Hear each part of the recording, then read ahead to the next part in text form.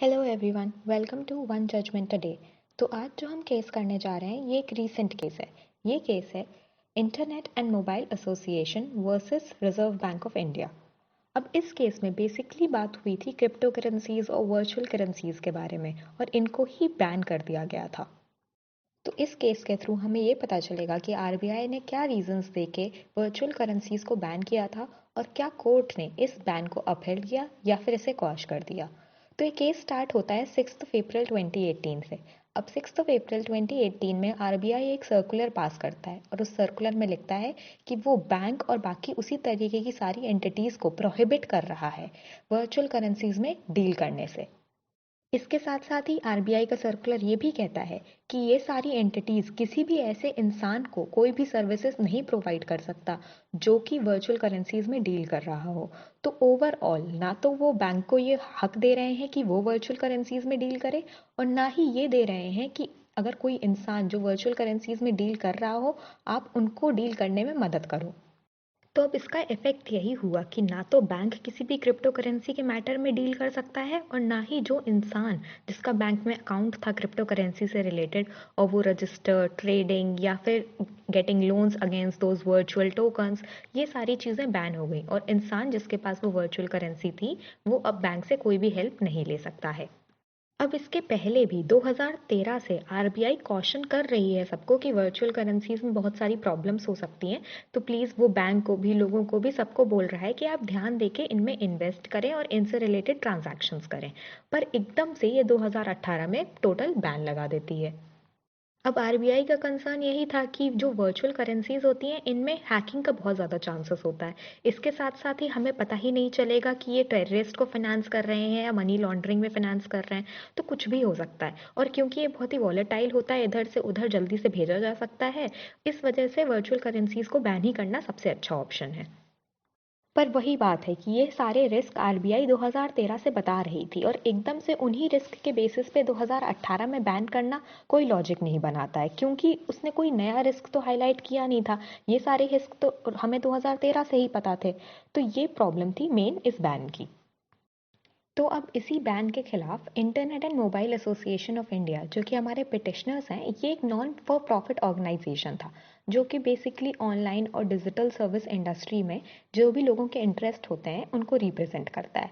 तो फाइनली इन्होंने पिटिशनर बन के ये केस किया आरबीआई के सर्कुलर के अगेंस्ट। अब इनके आर्ग्यूमेंट्स क्या थे? इन्होंने यही बोला कि आरबीआई की पहली बात उसके पास पावर ही नहीं है कि वो वर्चुअल करेंसीज से रिलेटेड ट्रेडिंग में कोई भी चीज़ प्रोहिबिट कर सके। अब ऐसा इन्होंने इसलिए किया क्योंकि वर्चुअल करेंसीज जो हैं वो एक लीगल टेंडर नहीं है और आरबीआई सिर्फ लीगल टेंडर्स को ही देख सकता है। अब आप सोचेंगे लीगल टेंडर क्या होता है? तो लीगल टेंडर का मतलब ये होता है कि कोई भी ऐसा फॉर्म ऑफ मनी जिसको हम आखिरी satisfactory payment for a monetary debt समझें।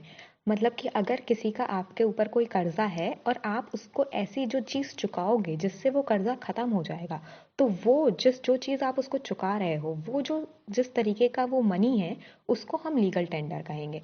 तो ये कोर्ट ऑफ लॉ में रिकॉग्नाइज्ड होता है। तो जनरली लीगल टेंडर्स में आपकी सारी करेंसीज ही आती हैं जिनको हम फिएट मनी भी कहते हैं। फिएट मनी भी यही होता है कि गवर्नमेंट जो चीज़ पेपर मनी ट्रेल में बनाती है और उन्हें निकालती है उनको फिएट मनी कहते हैं। तो legal tender is also kind of fiat money. पर अब समय के साथ साथ लीगल टेंडर में और भी तरीके के मनी आ रहे हैं, जैसे कई जगह पे जहाँ पर वर्चुअल करेंसीज को एक्सेप्ट कर लिया गया है और रिकॉग्नाइज किया गया है, वहाँ पर वर्चुअल करेंसीज भी लीगल टेंडर का पार्ट हो गए हैं कि लोग अपनी वर्चुअल करेंसी दूसरे को ट्रांसफ़र करके अपनी डेट ख़त्म कर सकते हैं।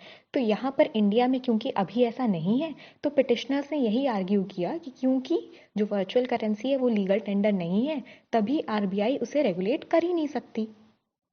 अब जब आरबीआई किसी चीज़ को रेगुलेट कर नहीं सकती है तो आरबीआई उसके प्रोहिबिशन में लॉ कैसे बना सकती है या सर्कुलर कैसे पास कर सकती है? तो यही था पिटिशनर्स का मेन आर्ग्यूमेंट।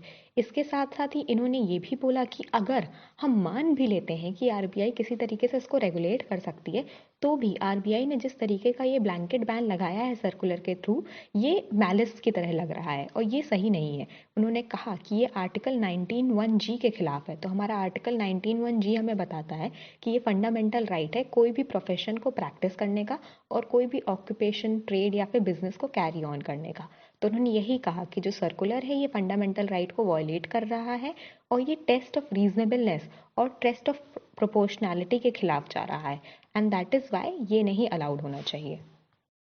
तो अब इसके खिलाफ आरबीआई ने अपना रिस्पॉन्स दिया। आरबीआई ने बोला कि हाँ, हम अग्री कर रहे हैं कि 19(1) के थ्रू आपको फंडामेंटल राइट मिला है, पर वो फंडामेंटल राइट्स एब्सोल्यूट नहीं होते हैं, उनके ऊपर हम रीजनेबल रेस्ट्रिक्शन लगा सकते हैं। और आरबीआई ने यही बोला कि उसका जो रेस्ट्रिक्शन है वो रीजनेबल रेस्ट्रिक्शन है। अब उसने ये कहा कि रीजनेबल इसलिए क्योंकि वो लार्जर पब्लिक इंटरेस्ट को प्रोटेक्ट कर रहा है। जैसा कि आरबीआई ने पहले बताया कि ये जो वर्चुअल करेंसीज होती हैं ये प्रोन टू हैकिंग होती हैं, मनी लॉन्ड्रिंग और टेररिस्ट एक्टिविटीज़ को भी फंड कर सकती हैं। इस वजह से इन सब चीज़ों को ध्यान में रखते हुए ये एक प्री एम्प्टिव मेजर्स है पब्लिक इंटरेस्ट के नाम पे, और इस वजह से इसको पूरा टोटल बैन कर देना ही सही तरीका है। इसके साथ साथ ही आरबीआई ने ये भी आर्ग्यूमेंट दिया कि कई ऐसे इंस्टीट्यूशंस हैं जो कि वर्चुअल करेंसीज को वैलिड पेमेंट की तरह मानते हैं, और क्योंकि वो एक वैलिड पेमेंट की तरह वर्चुअल करेंसीज को एक्सेप्ट करते हैं, वर्चुअल करेंसीज भी लीगल टेंडर बन जाती हैं। और अगर वो लीगल टेंडर बन जाती हैं तो आरबीआई के पास उसकी पावर आ जाती है कि वो उसके ऊपर सर्कुलर पास कर सकता है। तो यही दोनों थे मेन रिस्पॉन्स आरबीआई के।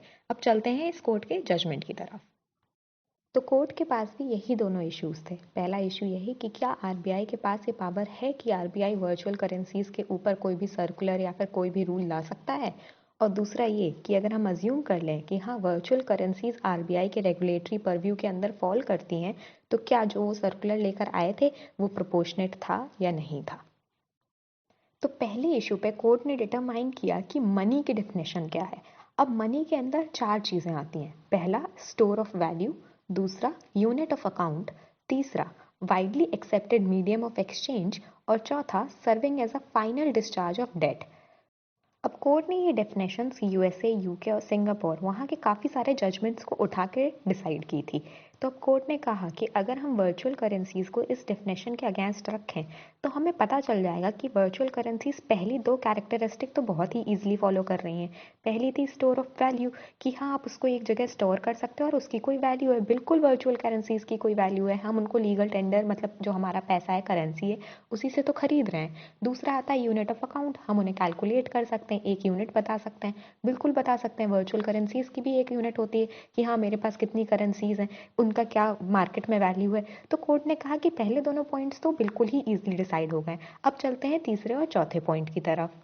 तो कोर्ट ने कहा कि हाँ, हम मानते हैं widely accepted medium of exchange तो नहीं है, पर still it is an accepted medium of exchange, क्योंकि इंडिया में जनरली अभी तक क्रिप्टो करेंसीज का उतना ज़्यादा उछाल नहीं आया है, इस वजह से इसे हम वाइडली एक्सेप्टेड नहीं कह सकते हैं। पर तब भी we can say that it is capable of being widely accepted.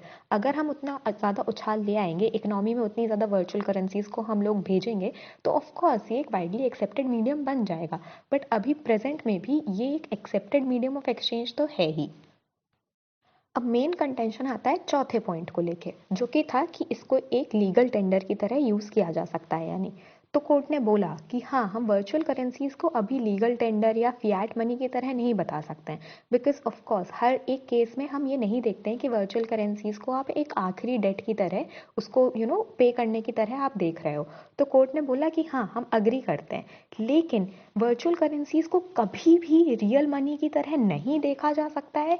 ये जो एक स्टेटमेंट है ये हमें बहुत ही ड्यूबियस लग रहा है।